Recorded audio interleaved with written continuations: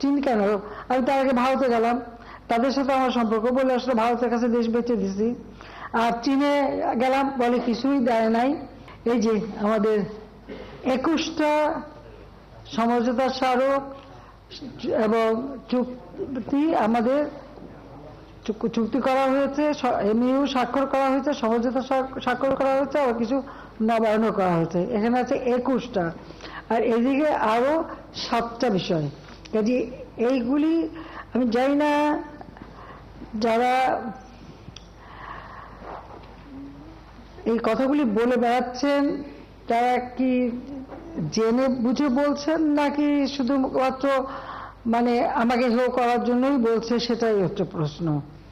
তার কারণ হচ্ছে যে আমি এটা খুব বেশি একটা গুরুত্ব দিই না, এই কারণে যে আমি তো সেই 81 সালে বাংলাদেশে আসার পর প্রতিটি ক্ষেত্রে এই ধরনের নেগেটিভ কথা শুনে অভ্যস্ত হয়ে গেছি।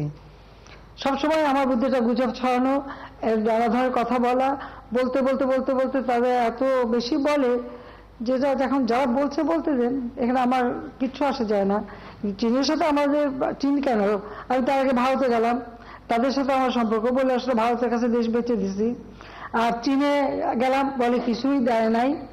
তো এটা তো বলে আসছে, আর ভারতের কাছে দেশ বেচা, গোলামি স্বাক্ষর করা, চুক্তি স্বাক্ষর করা, এগুলি বাতিল করতে হবে সেই কথা বলা, এটা তো একটা শ্রেণীর লোকের, এটা তাদের এক ধরনের মানসিক অসুস্থতা বলে মনে করি। এটা সম্পূর্ণ মানসিক অসুস্থতা ছাড়া এভাবে বানোয়াট কথা কেউ বলতে পারে না। তাদের প্রতি করুণাই হয় আমার, তার বিরুদ্ধে কিছু বলার নাই। ঠিক আছে।